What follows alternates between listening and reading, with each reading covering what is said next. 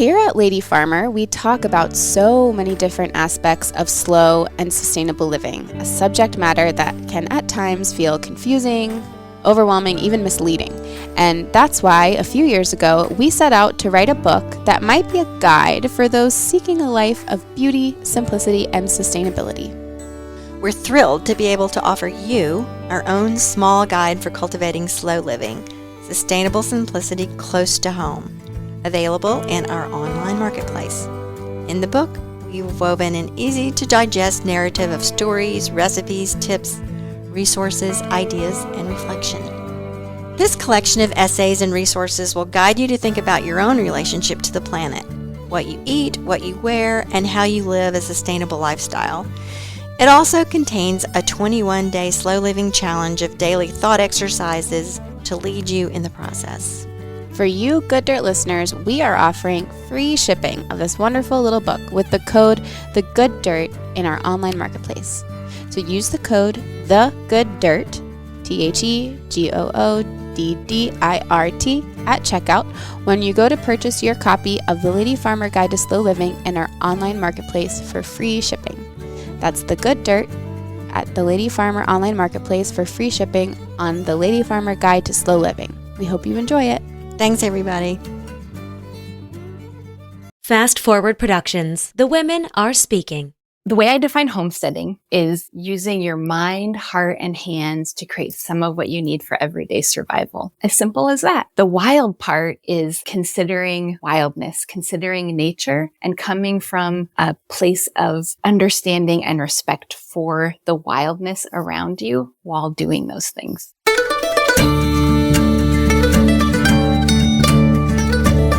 You're listening to the Good Dirt Podcast. This is a place where we dig into the nitty-gritty of sustainable living through food, fashion, and lifestyle. And we're your hosts, Mary and Emma Kingsley, the mother and daughter founder team of Lady Farmer. We're sowing seeds of slow living through our community platform, events, and online marketplace. We started this podcast as a means to share the wealth of information and quality conversations that we're having in our world as we dream up and deliver ways for each of us to live into the new paradigm, one that is regenerative, balanced, and whole. We want to put the microphone in front of the voices that need to be heard the most right now, the farmers, the dreamers, the designers, and the doers. So come cultivate a better world with us. We're so glad you're here. Now, let's dig in.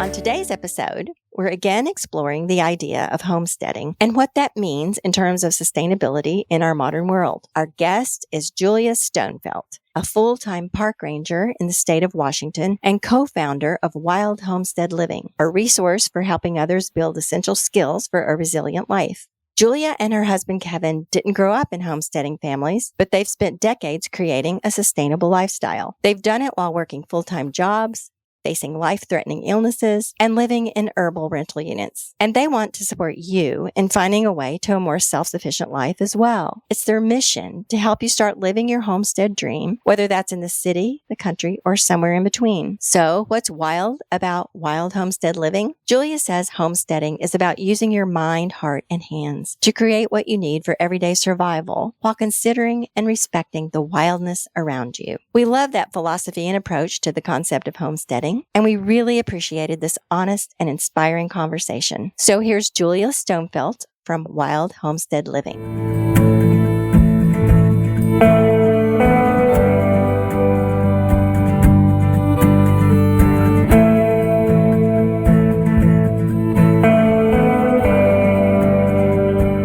Julie Stonefelt. I'm co-founder of Wild Homestead Living. I'm also a full-time park ranger in the Cascade Mountains of Washington State, and I've spent the last 30 years working professionally in nature education. The short answer to how I got to be where I am now, first of all, I never set out to be an online educator or influencer of any kind, but after surviving breast cancer the first time, I found the courage to live my homesteading dream to go from cancer to country living. And once I did it, I found so much healing and joy that I wanted to help others do the same. I noticed that I had some unique perspectives or things I'd figured out to make that transition that I thought could help other people.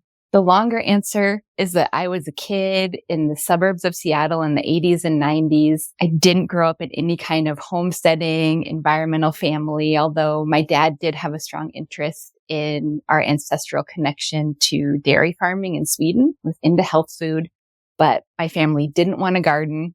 The first time I got some garden seeds as a kid and some kind of like fast food Happy Meal, I tried to plant them in the dust of our yard. Nothing grew. My family didn't want to do anything after that, but we lived across the street from a little city park that had a playground and a community garden. And there was a chain link fence between the two of them. And one year somebody grew snap peas up it. And one day while I was sitting on the swing, saw those peas and I went over and I stole one. I just pulled it out of there. I put it in my mouth. And it was a life-changing experience. Like I'd never eaten fresh food like that before. And from there, from the age of probably like 6, I kind of went on this journey to where I am now at 46 years old. Many twists and turns of like seeking out ways to connect with nature, to find belonging, because that made me kind of a weird kid, an outsider in my community. Fast forward to where I am now, I'm so grateful for all of the struggles and journeys to get me to this point and being able to talk with you about it. So that's a little bit in a nutshell. And you had some really lovely questions for me as well. Thank you. Thank you for giving us a little overview of your journey. It sounds like you've come a long way in a lot of different ways. Yeah, and I'm still stuck on full-time park ranger. That's so cool. I know. Does that mean you live in the park? No. So interesting about park rangers is there's lots of different kinds of park rangers at different levels of government. So when I say that, most people think of like a national park and going to a national park and a park ranger. And most of those people live on site and have seasonal jobs. There's also generally 2 different kinds of park rangers. There's enforcement rangers who are kind of like police out in the forest. And then there's interpretive park rangers who are educators. An interpretive educator. And I actually work for the city of Seattle in the Cascade Mountains, which is extremely unusual. It's where the city gets its drinking water. It's a very unusual water supply from this huge mountain watershed that is almost twice the size of the city. I've been getting water out there since the late 1800s, early 1900s. And that is my site. So I live now about 40 minutes away from my park site in the Snoqualmie Valley. I have a really, really great commute though. I drive through our valley. I have 2 stoplights in 40 minutes. Most of the time, what I have to slow down for are elk crossing the road. They're 1,000-pound animals, and I go through one meadow area that has 100 of them, especially this time of year when the babies are getting kind of wild. So I was on this journey for my career, and I never thought I would be talking about sustainable living. I thought I'd just do this kind of like in my career path. But over time and through surviving cancer, I've expanded what I'm doing. Well, so many things there. First of all, Snoqualmie. We were recently there. Were you really? We were at a family wedding in Seattle, and we went to breakfast at a place. What was it called, Emma? It was the Twin Peaks Diner. Yes. We were to see the Snoqualmie Falls, and we went through a little town, which I think was Snoqualmie, with a train station and everything. Am I thinking of the right place? You are. So technically, Snoqualmie is where the train station is. And then the next tiny town up is North Bend, where that cafe is. And both of those are things I pass every day, twice a day on my commute to my day job. Isn't that something? Yeah. And I'm so thankful that those are just regular parts of my week. Yeah, it's so beautiful there. I remember we went in this place to eat breakfast, and we came out, and I could see the view behind that was this giant mountain precipice thing. What is that, Snoqualmie Mountain? Or it's called Mount Si. Yeah. And Snoqualmie is the name of the people who traditional grounds, that's where they lived since time immemorial, were the Snoqualmie tribe. And so those places feature very important in their culture. The modern English name for it is Mount Si. And the elk herd I mentioned live at the base of that mountain. This is your everyday environment. It is. And my work site, so my outdoor office is really big. My indoor office is a little office, but it's on the mountain in the other direction. So if you came out the front door of that cafe, the Twin Peaks Cafe or Tweeds Cafe, depending on what you want to call it, and you look the other direction at that mountain, that's where I head. Wow. We were at a family wedding in Seattle and it was a side trip. I can picture exactly where you are. That's so cool. Many It really people is. who aren't from this area, they don't have that lived experience. Are you in Snoqualmie now? No, I'm in another town, a tiny town, a little bit, I guess we'd say farther north near Duval. So there's all these tiny little farm towns in the Snoqualmie Valley, still part of King County and protected as agricultural land. And so these little farm towns still exist. I'm probably partway between Snoqualmie and to the north, Everett is another town a lot of people know. I'm technically unincorporated King County, so we have just a couple acres outside of the towns. It's about a 15-minute drive for me to get to a grocery store from where I'm sitting right now. Can you tell us a little bit about how you got into, you mentioned it, but starting your online education and how you sort of decided to jump into that and then explain what that is? Yeah. So, in my day job, I do in-person education at a visitor center, taking people on guided trips, sometimes telling people the things that they're doing that they shouldn't be doing, which they're not always happy about hearing. But I never expected to be talking about sustainable living. In 2015, I was diagnosed with breast cancer and I had no family history. I lived a really healthy life. I had just gotten in the best shape of my life. One night, taking off my clothes for bed, I found a lump. And at that time, nobody thought it was cancer because of my life, but eventually was diagnosed. And then for about the next 8 months, I went through having a mastectomy, treatment, and all that time I thought, this is just a side journey and I'm going to come back to my old life. I'm going to go back to the way things were. And what I didn't realize is along the way, not only the outside of my body was changing, but the inside of me was changing. And so when it came time to go back to my old life, I wasn't the same person anymore. And I freaked out. And when I say I freaked out, I told my husband I wasn't sure if we could stay married. I went and lived in a cabin on a friend's property on the Skycomish River, which is one of the rivers that flows through here, and just grieved and reassessed where I was at. And what I realized then is my old life was gone. And from the ashes of that, I had the opportunity to rebuild. And this old dream I'd always had about living on land and growing some of my own food was something that, while it had felt out of reach and almost too painful to consider for a long time, was something I could revisit. I found the courage to pursue that dream. And my husband and I renegotiated our relationship. We're going to be celebrating 18 years married this month. And he was willing to pursue that dream with me. So I moved back into where we were living in Seattle. And for the next 2 years, we saved money and simplified and pared down our life. And then eventually were able to buy the little shy of 2 acres that we're on now. I thought this would just be my personal life and how I went about things while I did my day job.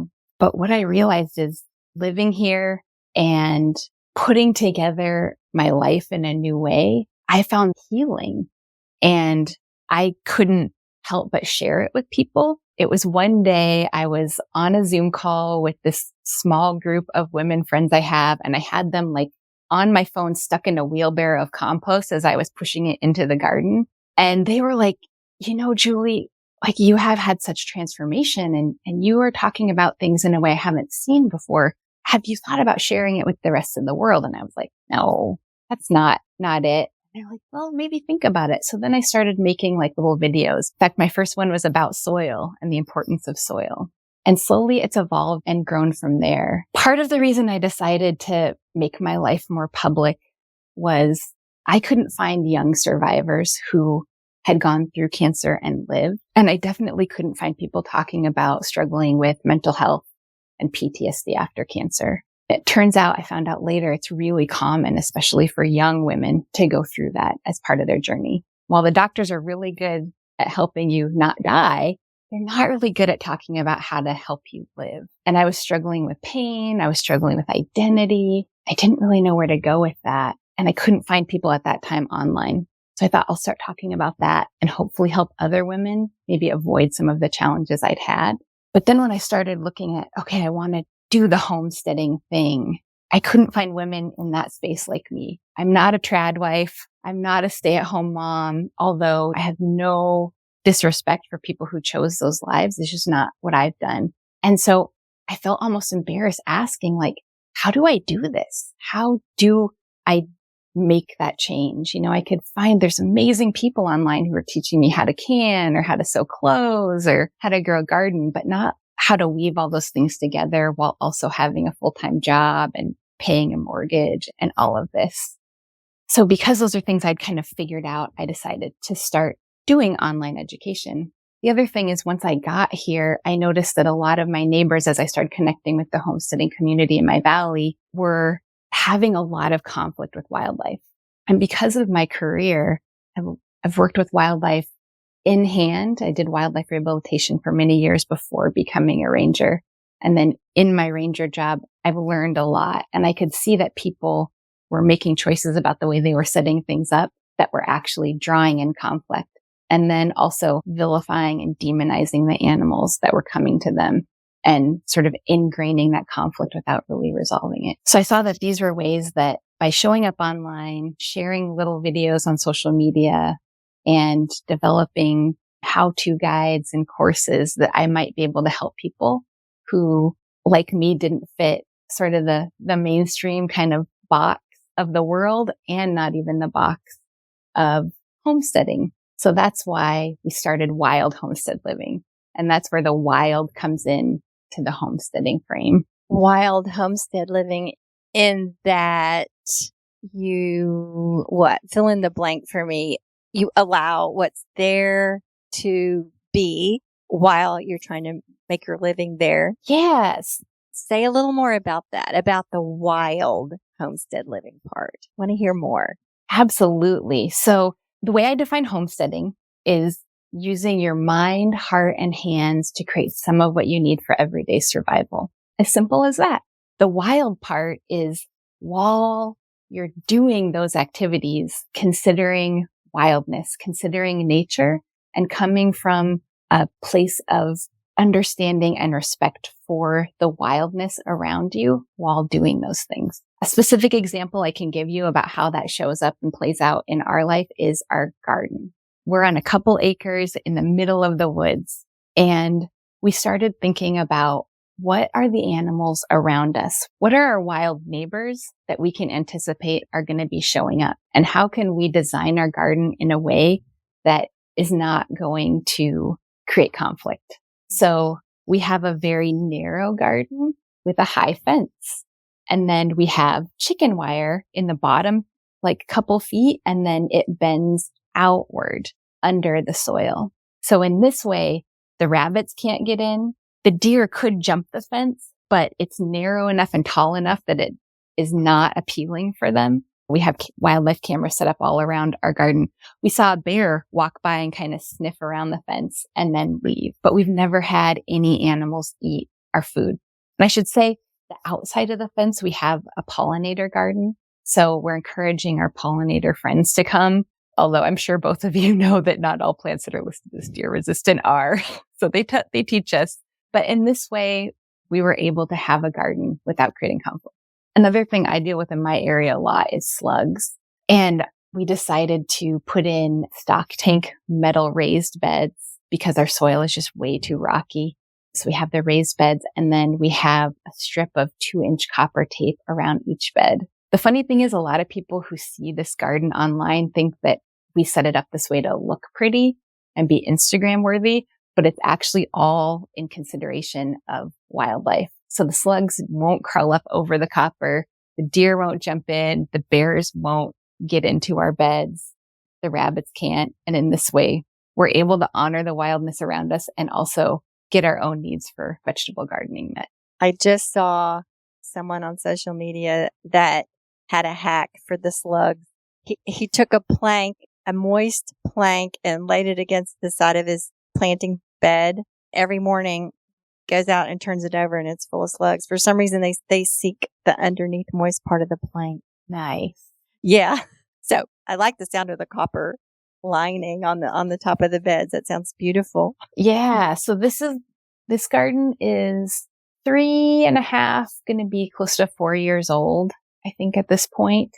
And so far it's working well. The only time I've had trouble is I decided to grow hops over part of the railing, and the hops wound into my garlic and started binding up it. And some snails used that as a little highway to get into the garden. Other than that, we've been pretty fortunate. I see a lot of people online. I see a lot of my neighbors who, have in our area, a bear maybe get into their chicken feed, or an owl take some of their livestock, or deer eating their lettuce. And I see a lot of people vilifying these animals and, calling them evil or saying they're coming to terrorize me. And I understand that feeling. I understand when you put a lot of work into cultivating the life and waiting for your results, how frustrating that is. And yet, by taking that attitude, it cuts us off from nature. It separates us, as well as sort of ensures that you're never going to resolve that conflict. It's going to continue, because even if you kill that individual animal, another one's going to show up. The way I could describe it, and this comes from my husband, he gets credit because he's also a wildlife biologist, but is if we took a pot of cash, just a big pot of $100 bills, and set it in the middle of the road, and then start getting angry if people came and took them. Because for animals, they just don't quite understand that line is our garden. We had an online rant about somebody seeing a coyote in their yard and going after their chickens. And what we knew, and they didn't, is that coyote pair had a den right next to our property with 2 really hungry babies. And so they were just trying to get their babies fed. They weren't trying to ruin their lives. So this is a way, when I think about nature connection, that sometimes it can be easy to not think about the hard parts or the conflict when it comes to wild animals. This reminds me so very much of our conversation with Allison Zach. She wrote this book called Wild Asana, and it's about yoga because she's a yoga teacher, but connecting to the natural world. She tries to facilitate sort of an understanding and an empathy between humans and the wild. And she's particularly focused on beavers. She started a nonprofit to help people understand beavers and protect them, because there is a human beaver conflict for farmers. Beavers will their land and take down their trees. And it's this way with many animals. You spoke about the coyote. That's a really familiar one. People go, oh, those coyotes, like the coyotes are bad or evil, or they're out to get us or whatever. And so I love your approach, that it would be so helpful if we could just try to see it from all sides and try to see it from the side of the wildness. People act the same way about weeds. I don't know if you've ever been on any of these gardening pages or sites or forums where people can write in and say, oh, that, whatever it is, the ground ivy or whatever, I just hate it. And they'll have all these kind of really negative, passionately aggressive things to say about a plant that's just doing its thing. And I get it. I garden and I fight ground ivy and bind weed and mugwort and all those things all day long. But I've been practicing seeing it from the plant's point of view and trying to assimilate the existence of all of it in a holistic way. Do you have any animal stories? You gave a few examples of, the slugs and seeing the bear, but have you had any really memorable visitations yet? You haven't been there too long. Yeah, we haven't been here too long.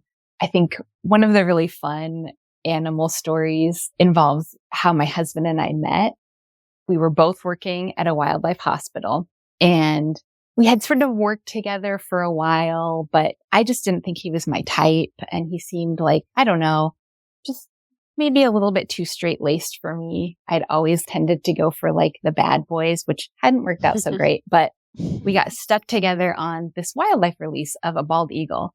We had to drive from where we were down to this other town to pick up the bald eagle, which was about 2 hours. And then we had to drive her all the way out to the Olympic Peninsula, which is like the westernmost part of the United States. And it was like a ferry ride. And we were stuck together in this car for hours and hours and hours and talking about our lives and how we viewed animals and all these really deep conversations. And I realized that I had judged a book by its cover. I completely misunderstood him and just saw him in a whole new way. We got to release this bald eagle together back to her wild home after she had been injured. Well, it was a couple of years between that moment and the time that we decided to be together. It was really that bald eagle that helped us come together. Aww. So when we got married, instead of traditional wedding rings, we got these rings that have a bald eagle on them that were designed by a First Nations artist in Canada to remind us of our connection with wild animals. And so in this place where we are learning to understand our wild neighbors and our human neighbors, we have become a resource for other people. And so we get a lot of calls. We get a lot of like tagging us in posts like, hey, help us deal with this, or I found this animal, what should I do? Kinds of stories that we always appreciate. You probably can't hear it now because I have my headphones on, but right now we have a family of crows that their babies are just like teenagers and they're super awkward and loud and noisy and they're landing on the fence out in the garden. Wow. So that's a fun one. I was going to ask you, how much of your own food do you grow? Where are you on that scale of local food, your own food? Where does that come in for you? Yeah, it's a great question to think about. How much of my food do I grow? And it's one of the most common questions that I hear in homesteading spheres. And on the one end of the spectrum, you can have people like my friend Alexia of Hawthorne Farm, where she has in a whole year grown almost all of the food that she eats, which is totally inspiring. And then on the other end of the spectrum, people, for example, one person in Seattle who has a really big, beautiful old growth cedar tree that covers their entire yard. And so they can't grow their own food unless they cut down the tree. And that would sort of not really work out very well. So she buys her food as much as she can at local farm stands or from a farmer's market. And I would say I'm somewhere in the middle. You know, as someone who works full time with a commute, my ability to have the time to grow my own food is pretty limited, as well as we talked about, you know, what it's like to run an online business and all that goes into that. So we really focus on mostly things like lettuce and greens and the fresh vegetables that don't travel well and that we eat a lot of. So we do herbs and we do our greens. I also do garlic and beets and peas and beans, a little bit of all of that. And then as much as possible, we try to support our local farms. And that was part of the reason that we moved to where we are in the Snoqualmie Valley, which is sort of like the breadbasket of the Seattle region, is so that we could live close to neighbors who grew food. And so we don't participate in any formal CSA at this point because we do grow quite a bit of our own, but we go and we buy from local individual farmers. So I would say, you know, we're probably like less than 25% growing our own and 75% buying it from other people. And sometimes we do buy from the grocery store. Once in a while, I buy bananas. Yeah, it's okay. Yeah. And so that's why I like to just tell people, because I think sometimes people hear that and they think I can't be a homesteader, you know, person because I can't do it. And the reality is that very few people have the privilege of doing it. And there's an incredible, inspiring people who are homesteading very publicly online. And I've been inspired by so many of them. But what I also like to remind people is many of them, that is their full-time job, growing all their own food and publishing online. And so they may not have some of the same limits and constraints on time that other people do who are still having to show up in modern society in the workforce. Yes, absolutely. And we just want to encourage people to be wherever they are with it. I like to say that if you're even thinking about this sort of thing, then you have begun the journey. If you even have a desire for it, because one of these days you might think, oh, I can't do that but you're going to find a way to do one thing. And then you're going to find a way to do the next thing. And it's going to feel so good. And it's going to feel fun even. And then you're going to go to the next thing. And you get the bug and you do what you can. And it's not about checking a bunch of boxes. either, as you have so well expressed. And we all have different circumstances. We all have whatever it is going on in our lives. But if we are seized by the desire and the passion just to do a little better for the planet, just to live a little more in tune with the seasons, a little less waste, then we're on the way. Absolutely. Even growing sprouts on the windowsill of your high-rise apartment counts. Even if your dream is to live on land like Mary, you do, or like I do, it doesn't always start there. If you're starting from a place where that's your dream, but you haven't reached it yet, I think you're almost in a better place because you can start to build the skills right where you are so that when you do reach that place, you can also hit the ground running and maybe avoid a lot of common pitfalls and mistakes that I see people make when they jump onto land and get all the animals and try to do all the things and then end up overwhelmed and burn out and just give up. Yeah.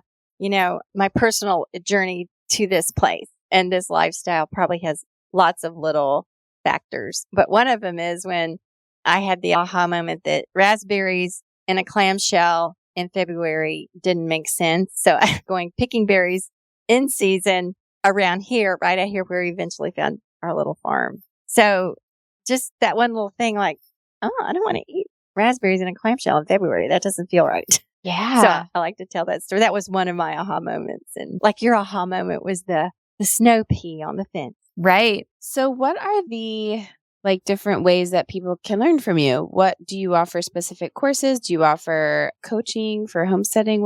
Tell us about what you offer. So you can find us on most platforms like Pinterest and Instagram and Facebook and all those places. We've got a website. It's Wild Homestead Living. We really just are encouraging people wherever you're at in your journey for getting started, whether you're living in an apartment in the city, whether you're thinking about moving to land or you've already moved there, of different ways of approaching homesteading.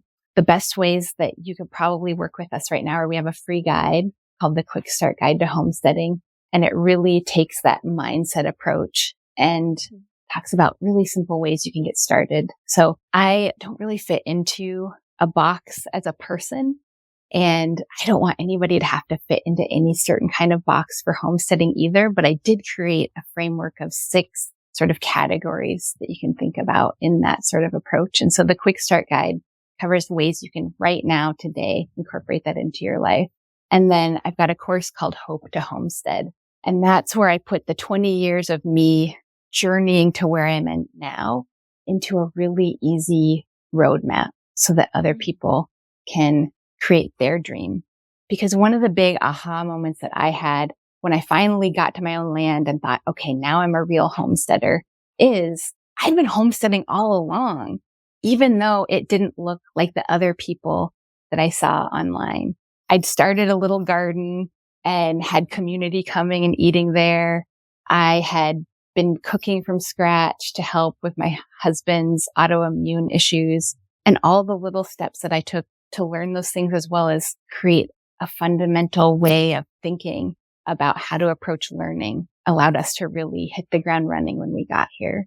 And so in Hope to Homestead, it's these little 15-minute videos and workbooks of activities that people can do to craft their own unique dream. Oh, that's so cool. As we were talking about sort of before getting on to the interview, we had a lot of tech issues, and we were just saying we didn't get into this topic because we love technology and it's tricky. So I'm just wondering what that's been like being sort of an online creator and putting all this knowledge and experience into this format, and, all of the marketing and the selling it, and what that's like. I think that's an interesting space that a lot of us occupy, whether or not we are also creating something or if we're just consuming it. But I want to talk about that more, like how we're sitting on our phones looking at all this cool stuff that people are doing, but also we're not thinking about the fact that how they're going about putting that on the internet for us to see. I don't know.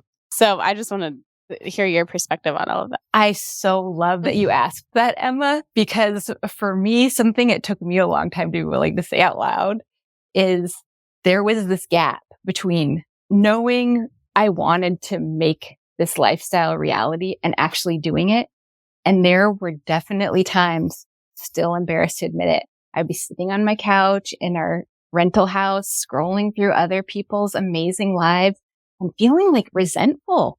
How did they get to do this? Like, oh, I see they're living on land and they're making bread and they're going, like, I'm sitting here and working my full-time job with my commute. And even though it's great, like, how do I figure this out?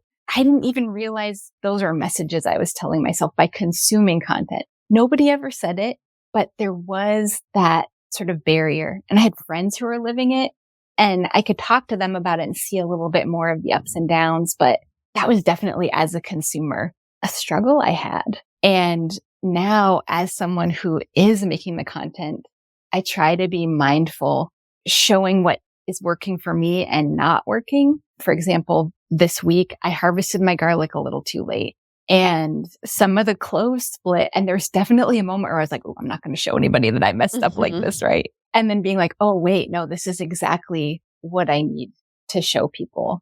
Like sometimes you make mistakes. And I think that's one of the most overlooked skills is realizing that I have these moments and many other people where you're like, I'm overwhelmed. I don't know what I'm doing. Oh no, I messed up. And so I think it's important to share that. There are definitely the people who come back and are snarky and are like, yeah, you screwed up and that's not the way you do garlic. Or, you know, the people who are like, thank you for showing me that. And so I think for people who might be considering going into online education, going into a space like this, the advice I would have is to just be ready for lots of different responses. And some of the best advice I ever got from, and I wish I could remember who told me this, but somebody along the way, when I had someone say something unkind about me, because people will say like, you're weird. And the truth is I am kind of weird, but it hurts when some stranger says it to me online. If someone came up to you in the grocery store, would you care? I was like, no, I would think they were the weird one. And I would just push my cart, keep doing my daily tasks. But it is definitely something I have to coach myself around. And it's worth it because I want other people to realize they don't have to wait 20 years. They don't have to wait until they nearly die from some life-threatening illness to find the courage to live their dream. It's never too late. There's never a step too small to take in moving towards that slow, sustainable homesteading kind of life. Everybody belongs here. And I think it's really important for me as someone who's done this and had the good and bad of it and the technical times of wanting to pull out my hair when I just can't figure it out, to just continue to remind people what you're seeing is highlight reels, but everybody is on their own journey and everybody belongs in this space. Yes. And then also just acknowledging that the labor of filming and editing and putting it online is something that like we don't see either. And kind of thinking about, I don't know, I think about this a lot. Like you're living your homestead life and you're outside in the garden, but like you also feel like you have to like film it for content. I don't know. It's literally impossible to talk about that or to convey that because it's part of the process between what the person's creating and then what the consumer is seeing. It's making a lot of sense. Like I sometimes think people tell me like, oh, you're so great with people. I'm like, well, I kind of am, but you don't see that like most of the time I'm by myself with my phone. Yeah. Talking to my phone in my garden, right? Like I'm actually a huge introvert and I can only do people for like a little bit of a time at a time. And yeah, and I think that that's really important to consider that even when I watch other people's stuff, I don't necessarily consider how much time goes into it. And then there's also the like, how much do I want to be in the moment directly experiencing my life versus recording it for others? And it's a constant conversation and balancing act. And for me, this year, going through cancer again, I was diagnosed with recurrence in 2023 and my energy has been really low as I dial in my treatment. Like it's definitely been a conversation where I've pulled back from how much I show up for my own well-being. Oh my goodness. I want to circle back to the cancer journey. And you've talked a little bit about it, but I want to hear more about how the cancer and the sustainability sort of go together and applies to your homesteading lifestyle. Just sort of an overview of all these three elements that have blended together to create like really your work and the lifestyle that you want to communicate. Yeah. Thank you for asking. And before I dive into those 3 points, I was always kind of an outsider and I really struggled as a teenager and was fortunate enough to be put in touch with an organization that did wilderness survival and nature connection education as a teenager. And that's also where I met my friend Alexia Allen that we talked about, who is an amazing permaculture homesteader in my area. I often joke that I hope my homestead grows up to be as cool as her homestead. But that really got me dialed into living in a different way and different ways of knowing and working with Indigenous educators. And my childhood friend, my close friend who'd been the one who really kind of understood me and saw me, went on her own similar path through suburban life to teenager and nature connection. And she and I were the ones who originally had this dream of living in a cabin in the woods where she would hunt for our food and I would sew our clothes on an old-fashioned pedal sewing machine. And this was in the 90s and the internet wasn't a thing yet, but it was basically off-grid. And, maybe we'd have boyfriends along the way, but mostly this was going to be our life. And she died tragically on a mountainside in Colorado when her car hit black ice. And she was 19 and I was 20. And that's when I put that dream on a shelf because it was just too painful and devastating to think about. Along the way, I did little things like garden and I worked on farms. I worked with animals and I really dedicated my life to the wild animals and the wild places that she and I had both loved that she would no longer be able to continue being a part of. And so for me, when I came to cancer and I came to cancer treatment, I came to the end and I was beaten up and I felt somewhat broken in spirit. It was the first time I really allowed myself to grieve the loss of the certainty of my future and health, grieve the loss of my best friend, grieve some of the struggles I'd had as a teenager. And it was a very dark time for me. It was very overwhelming. And yet what I discovered is that sometimes the darkest things that happen to us contain hidden gifts that if we look at them right, can bring us the greatest joy and light. And that's what cancer taught me. And that's how I came to the life I have now. I was told if my cancer ever came back that it would probably kill me and that would be the end. And so when I found my lump, again, I go to all my doctor's appointments. I just want to let everybody know I've got good cancer treatment. There's no need to give me any videos of people with cancer tip ideas. I got them all. But when I found that lump and I went back to my doctor who had been through that journey with me, she and I were both devastated. And I wasn't sure that winter if I was going to be walking the earth the next winter. And so I went through treatment harder and easier than the first time in some ways. But when I got through really active treatment, now I'm in kind of long-term treatment, I've been really beat up again and drained and exhausted. And I wondered in the back of my mind, am I going to fall apart again? Am I going to go back to that dark place? And the amazing thing is, not only am I alive, but all of the changes I made to my life, both externally that people can see and the things I changed about me on the inside and the way that I approach life and my mindset, how I deal with feelings, which still aren't my favorite, but I'm learning to befriend them. All of those things helped me hold up the life that I created in this new way. And so I didn't expect to ever be tested in this way, but it's made me feel stronger than ever in my own life and stronger than ever in wanting to help other people lead the life of their dreams, because I think that that kind of healing can only help the world. Thank you for sharing that. That's very tender and beautiful. And your journey reminds me of the shamanic journey. The shaman often has to go through a very serious, life-threatening illness, and then they come out the other end.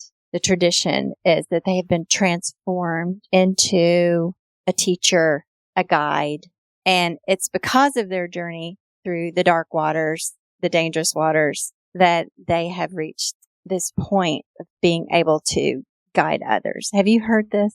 Wow. I don't know very much about shamanic healing. Most of the indigenous people I worked with in my career from cultures in the U.S. And I've had a lot of conversations about healing and helped, but I haven't heard that. And yet that has absolutely been my experience of going through the darkness. And in fact, the second time around when I wasn't sure what would happen, really not sure, I called it my quest through the dark enchanted forest. I was like, okay, I don't know what's going to happen, but I'm going to look at this as a quest and come out the other side with gifts. And I'm still figuring out what the gifts are that I got from the second time, except for that just encouraging other people to embrace their own dreams, embrace them because we all have them. Even though I've gone through my own health journey of uncertainty, we're all living in a time of uncertainty. I mean, I'm sure you don't need me to tell you that the world is in a dark time. We're uncertain about what climate change is going to do, the impacts it's going to have. There's political upheaval. There's social reckonings. It feels like you have to take out a loan to buy your groceries for the week. Like they're very real things that we're all grappling with. And so when I think about that story that you just shared about coming through the darkness and healing, that really resonates for me as an individual. And I think it resonates for all of us during this time. Absolutely. And, one of the gifts is you sitting right before us, sharing these things. I mean, that's already a gift right there. Thank you. Yeah. And that is a gift to demonstrate that, to be an example of that. Thank you. Just to move forward with such grace and positivity is a gift. Thank you. I really appreciate hearing that. I think in this conversation, another gift I'm thinking of that is unfolding right now is that this year, the cancer treatment and the medications that I've been on have been really brutal at zapping my energy and causing a lot of nasty side effects I didn't expect. So I wasn't able to have the energy to start my own seeds. And I was like, gosh, this is really important to me. I really try to do everything myself. And I'm physically not capable of that. And as much as my wonderful husband tries, it's just that one is beyond him. So yeah. I was like, where can I find starts in my community? And I found a local farm, this amazing woman, Farmer Jane, who's doing all sorts of wonderful things to help. She has a U-Pick. She does community garden plots and education classes. And I've developed an incredible friendship with First Light Farm. And we had hoped to have chickens by this point. But as I told you, where we live is very abundant with wildlife. We couldn't afford to put in a really good chicken coop and fencing because of all of the cost of cancer treatment. So I was like, okay, I'm going to find a farmer who has chickens. And we found an incredible queer couple just like 10 minutes down the road who are raising their daughters on this farm, raising chickens and eggs, and have developed an amazing partnership and friendship with them. And then over the weekend, we heard that the two of them have been hearing about each other from us, and now they're friends and they're like teaming up to do things in our community. And so this is, one of those examples of how sometimes the things that seem really dark and hard can have these ripple effects and hidden gifts. And we have no idea how they're going to impact. Like, who knows how many different people are listening to all of us right now, or who have listened to the two of you and your journey and have taken a different route that didn't seem available to them, and the positive impacts that we can all have in small ways. Yes. And like you said, we have no way of knowing, it's out there like vibrations, and we just don't know where it goes. And we just have to trust it. We're doing our best. We're speaking and acting from our hearts and our dreams and our authentic quest. And, if that's a place you're coming from, then it must do good in the world, I think. I'd love to hear you talk more about how sustainability fits into all of this. Yeah. So sustainability is such an interesting word. We all have our own lived experience that we project onto the terms. For me, sustainability, I think of it in a couple of ways. There's sustainability in what choices I'm making, or each of us is making, and the things that we consume and the ways that we show up in the world. As much as possible, I'm making choices that are going to help the earth continue in a good way for all of the neighborhoods and all of the people that live here. And then equally as important is thinking of sustainability in terms of what is actually sustainable for me as an individual long term, and bringing both of those together. And especially over the last year and a half, going through another cancer journey, like I don't have the same amount of energy as I did in the past. So I think anybody who's dealing with a cancer journey or a health journey or any changes, motherhood, all of those things, like being really intentional about making choices that are going to have the most impact. Like, okay, I'm going to grow my garlic, and that's great. And not beating myself up because I couldn't start all my seeds. I'm going to go buy them from the local farmer, and that's going to be amazing too. So not exhausting myself, which people who are close to me will probably laugh. Like, I always have estimated how much I can do in a short time period, but just realizing sustainability can be small, consistent actions over time. It doesn't have to be grand actions. And each of us are in different places in our journey and different seasons of our life. And so making as many good choices as we can for ourselves and the earth at the same time. Definitely. And also, I wonder this might be kind of related, but what does slow living mean to you? And it might be tied in with that answer that you just gave, and that's okay too. Yeah. So slow living to me means stepping out of the main channel of the river. Again, because of my life and career, like I'm always thinking in nature metaphors. So I think of the main stream of the river being the place that is mindless consumption. It's fun, fast, and easy, the least resistance. And slow living is being intentionally choosing one of those side channels. And it might be a little bit winding. You might not be able to see it as well, but it's choosing that one and intentionally choosing how you want to show up in the world. And making choices to, instead of buying 10 dresses, making or buying that one dress and wearing it over and over and over again and enjoying it and loving it and taking care of it. Slow living doesn't necessarily mean doing nothing, but doing things in a way that is meaningful, tends to help nurture the self, other people, and the non-human world. That's how I would describe it. Yes. And another question we always ask our guests is, what does the good dirt mean to you? It can be a metaphor. As you say, you like nature metaphors, as we do too, or literal. Oh, I love this question.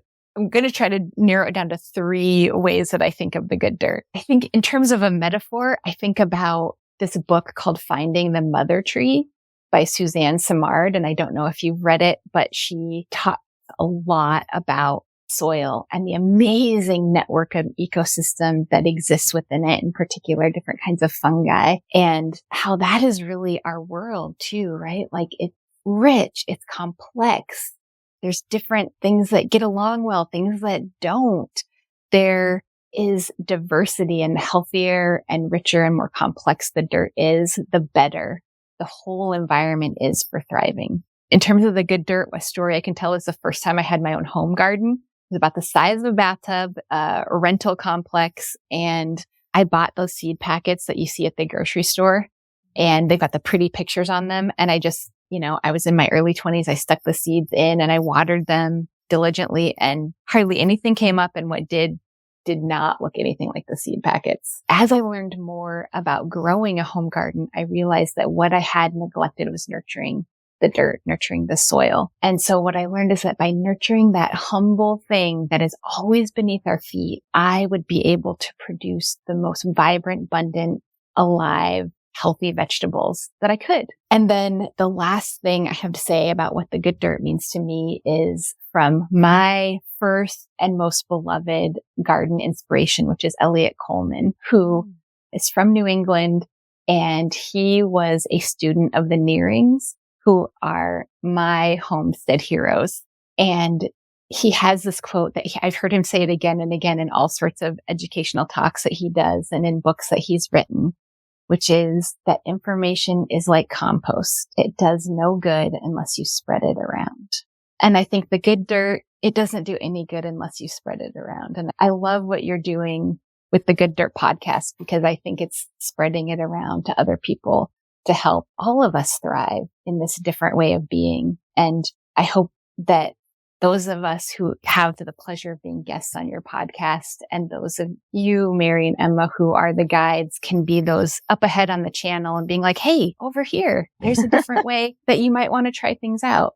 Thank you so much for saying that. And thank you so much for listening and for hearing us and for hearing what we're trying to do and for getting it. I just love it when how people really get it. It means a lot, right? Oh, it really does. It's so affirming, especially when you have a small audience. I mean, we're not big and flashy at all. So thank you so much. Do you want to tell people, again, where they can find you and what they can find there and how to keep up with you? Yeah. So the thing I would most love people to take away from what I've shared today is that there is no one right way to live sustainably, only the way that's right for you. And even that can change over time and in different seasons. And if you want to hang out with me online, I would love for people to come and find me at Wild Homestead Living is what we're at in most places where people hang out online. And our website is wildhomesteadliving.com. If people are curious about ways that they want to take some quick and easy steps to getting started in this kind of lifestyle, we've got a free guide, quick start guide to homesteading that you can download anytime from our website. If people are maybe ready to take it a little deeper and want to work a little closer and really figure out their journey, I've got a course called Hope to Homestead where I will help you lay out that roadmap to reaching your dream. Very good. Thank you so much. Thank you so much. And thank you just for being so open about your whole journey. It's really a gift. And I'm sure that so many will be really touched by it and take so much away. So look forward to chatting with you again sometime. And thank you again. Thank you so much for having me today. It is an absolute delight to talk to other people who share this passion in the world. And again, I'm so grateful to what you're doing to help share and ignite and encourage that passion in other people. Thank you.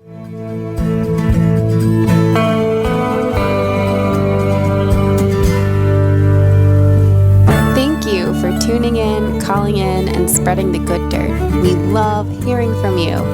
You can reach our listener voicemail at 443-459-1950. That's 443-459-1950. You can find this number in our show notes and in our Instagram profile. This show is produced by Lady Farmer, a slow living lifestyle community, and the original music is composed and performed by John Kingsley. For more from Lady Farmer, follow us on Instagram at We Are Lady Farmer. That's We Are Lady Farmer. Or join us online at www.ladyfarmer.com. We'll see you next time on The Good Dirt. Goodbye.